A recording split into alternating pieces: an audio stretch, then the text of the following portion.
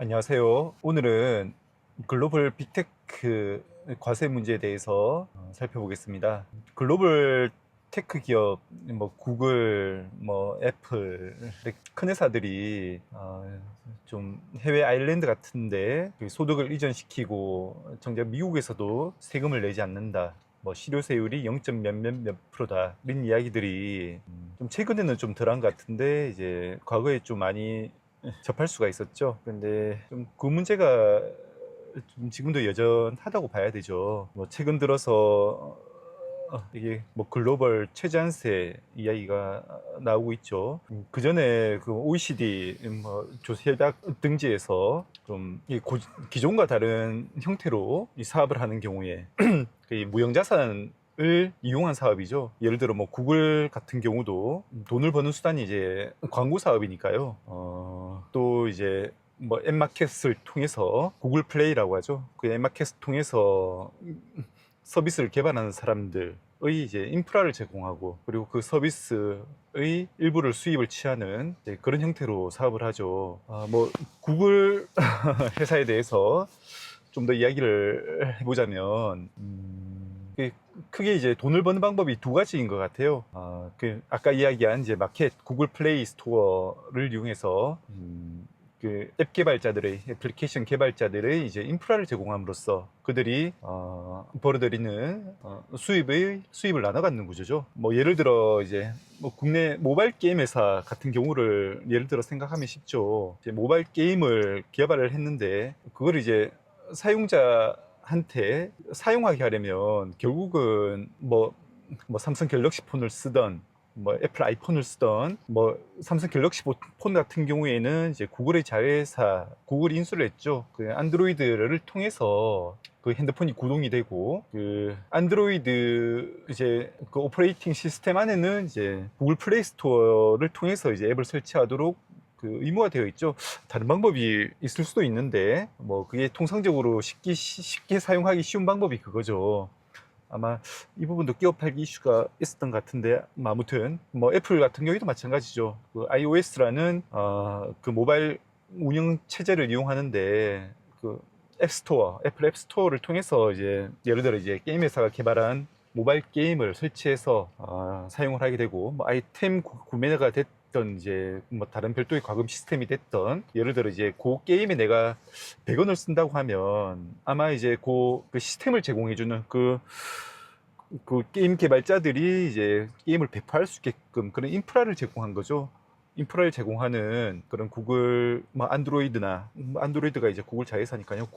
구글이나 애플이 아마 그 수입이 내가 10,000원을 쓴다 그러면 아마 3,000원을 가져가지 않을까 그런 생각이 들거든요. 이게 좀 영화 산업하고도 비슷한데 이제 영화 산업 같은 경우에도 예를 들어 이제 내가 영화관에서 10,000원을 내고 이제 티켓을 구입을 한다 그러면 영화관이 가져가는 거는 이제 5,000원 그리고 그 영화관이 이제 그 영화 컨텐츠를 제공하는 인프라를 제공하는 사업자인 거죠. 그 인프라 제공 사업자가 이제 5,000원 그리고 이제 컨텐츠를 제공하는 사업자 그 영화 제작사 가 되겠고 배급사하고 영화 제작사하고 같은 주체라고 보면 그 제작사가 이제 5,000원을 가져가는 그런 구조인 거거든요.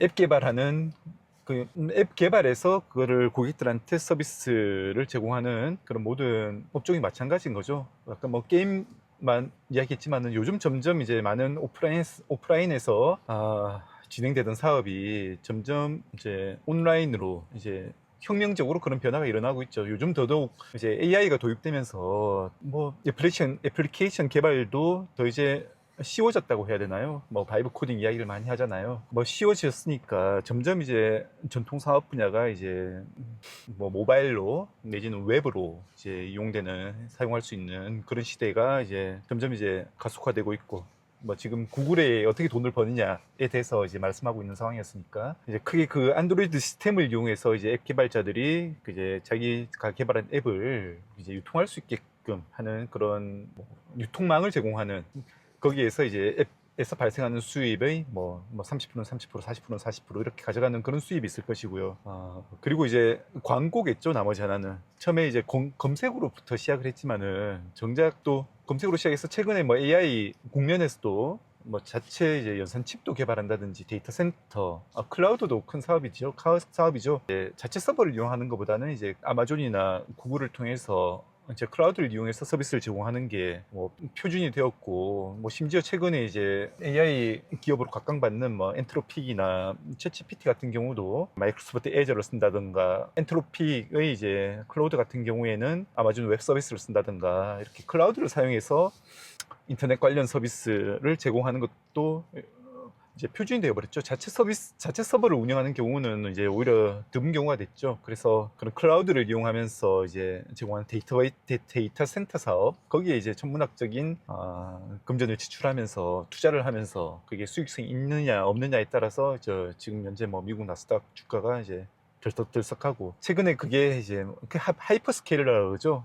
그래서 이 개발하는 시장에서 경쟁 우위를 차지하기 위해서 막대한 금액을 투자한다. 규모를 천문학적으로 늘린다, 몇 배로 늘린다라는 의미에서 하이퍼스케일러인데, 구글 같은 회사가 하이퍼스케일러죠. 그동안에 이제 번 돈을 갖다가 또 이제 시장에서 투자자들이 이제 미래를 보고 투자한 뭐 워렌 버핏도 최근에 뭐 구글에 투자를 했다 그러니까요. 그 뭐 테크 사업에 대해서 뭐 2000년 초반부터 테크 사업에 대해서 관심이 없던 버핏조차도 구글이 투자를 했다 그러니까요. 그렇게 투자자들이 이제 한테 받은 돈을 가지고 그런 하이퍼스케일링을 하는 거죠. 막대한 이제 데이터 센터 건설에 막대한 금액을 투자하고, 또 최근 들어 또 AI 에이전트하고 맞물려서 메모리 수요가 급증하게 되고, 거기에 따라서 최근에 이제 올해 들어서 삼성전자나 이제 하이닉스 주가가 뭐 작년 대비 뭐 10배 가까이 오르는, 또 이제 그런 일들도 이제 생긴 게, 또 이제 그런 산업적 이제 투자 국면도 마찬가지고, 이래 산업적 급변하는 환경 속에서 가장 이제 중심적인 역할을 한 회사가 구글이었죠. 구글이 어떻게 돈을 이제 버느냐에 따라 대해서 이야기를 하다가 또 이야기가 옆으로 조금 간 부분도 있는데, 그래서 구글의 이제 전통적인 뭐 캐시카우 역할을 한 게 이제 광고 부분이었죠. 우리나라에도 아마 구글 광고 매출이 아마 1조 원을 넘을 거로 생각이 되는데요. 이제 광고를 하는 게 세 가지 유형으로 나눌 수 있죠. 뭐 첫 번째는 이제 유튜버 많이 보는 이제 유튜브 광고, 그리고 이제 배너 광고, 이제 구글 홈페이지나 혹은 이제 구글에 링크가 올라와 있는 여러 사업자들의 이제 홈페이지에 구글이 이제 광고를 현출함으로써 뭐 그런 광고 효과가 이제 공중파 TV를 통한 전통적 광고보다 이제 그 광고 시장, 광고 금액이 커진 게 이제 오래된 일이니까요. 네, 그렇게 해서 이제 얻는 이제 두 번째 이제 배너 광고라고 할게요. 그래 홈페이지나 이제 구글 타 사업자의 홈페이지나 구글 자체의 홈페이지를 통해서 이제 그 지면을 제공함으로써 거기에 내가 이제 광고를 하는 것, 그리고 이제 유튜브 광고, 동영상 광고, 지면 광고, 그리고 이제 하나 더 있는 게 이제 검색어 광고죠. 예를 들어 이제 검색을 치면 거기 따르는 이제 서비스를 제공하는 업체 목록이 쭉 나오는 게 이제 구글에 돈을 주면 그렇게 해주는 거죠. 이제 그런 이제 뭐 이게 검색어 광고라고 표현하는 게 맞나요? 그냥 랭킹 광고라고 해야 될까요? 아무튼 세 가지로 나눌 수 있겠죠. 이 동영상 광고, 배너 광고, 그리고 이제 랭킹 광고, 이렇게 뭐 세 가지로 이제 구분된다 한다면, 이제 구글이 이제 광고 효과가 좋다 혁신을 일으킨 게 바로 이제 그죠, 타겟팅 광고죠. 타겟팅 광고. 그러니까 이제 그것도 모바일에서 일어나고 이제 웹에서 일어나니까 이제 정보를 수집할 수 있으니까 그런 게 가능한데요. 이게 내가 이제 검색어를 입력하는 그 패턴에 맞춰서 이 사람이 무엇에 관심이 있는가를 보고 그 사람의 관심사에 대해서 이제 집중적으로 관련 분야의 광고를 노출하니까 광고 효과가 당연히 커지는 거죠. 그게 이제 구글 계정을 형성하면 뭐 최소한의 개인 정보를 넣어야 되고, 그 개인 정보에 대해서 아마 구글 그 캘리포니아에 있는 구글 LLC 본사에서 그 개인 정보를 식별자로 이제 익명화해서 이제 그 식별 번호를 가진 그런 사용자가 뭐 구글 검색을 한다든지 아니면 유튜브를 본다든지 그랬을 때 그 사람의 관심사가 무엇인지 이제 추적을 한다는 거죠. 그래서 누가 이제 광고주가 왔을 때 그 사람이 이제 그 사용자가 관심 있을 만한 광고를 광고주가 이제 광고하는 분야에 사용자만 이제 구별해가지고 그 사용자에 대해서만 이제 뭐 배너가 됐던 뭐 동영상이 됐던 그런 광고를 이제 송출한다는 그런 개념인 거죠. 그래서 아마 이제 뭐 비타겟팅 광고도 이제 광고주의 선택에 따라서 하는 것으로 좀 알고 있고, 아마 비타겟팅 광고가 이제 가격이 더 쌀 것 같긴 하거든요. 좀 타겟팅 광고가 당연히 이제 구글 LLC에 있는 이제 그 익명화된, 식별자로 익명화된 그 정보를 이용해서 한다는 거니까. 우리나라 이제 세금 이야기를 해보면, 우리나라 국세청에서 구글에 대해서 이제 투자하는 거는 뭐 글로벌리 투자하는 거는 그렇지만, 우리나라에서 광고 사업 활동을 하고, 광고 활동이죠. 그리고 이제 뭐 플레이 스토어를 운영해가지고 국내 웹 앱 개발자들이 국내 고객들한테 제공하는 그런 서비스에 대해서 구글 이제 플레이 스토어를 통해서 가져가는 그런 수입에 대해서는 이제 과세해야 되지 않냐가 이제 최근에 판결이 있었고, 두 가지 다른 사건인 거죠. 그죠? 광고 사건하고 이제 플레이스토어 사건하고 앱마켓 사건하고 이제 두 개의 사건인데, 둘 다 이제 구글에 대해서 이제 과세할 수 없다는 그런 판결이 내려졌거든요. 그게 기본적으로 이제 둘 다 이제 구글이 국내에서 사업했으니까 뭐 사업소득으로 과세해야 되지 않냐는 그런 의문이 있죠. 그 뭐 국내 고객들을 대상으로 이제 광고주가 됐던, 광고 사업이 같은 경우에는 광고주가 됐던, 이제 앱마켓 사업이 같은 경우에는 앱 개발 사업자가 됐던, 이제 국내 그들이 이제 국내에서는 이제 구글의 고객인 거죠. 국내 고객을 상대로 국내에서 매출을 일으켰는데, 우리 국내에서 과세를 못한다라는 게 좀 의문인 거죠.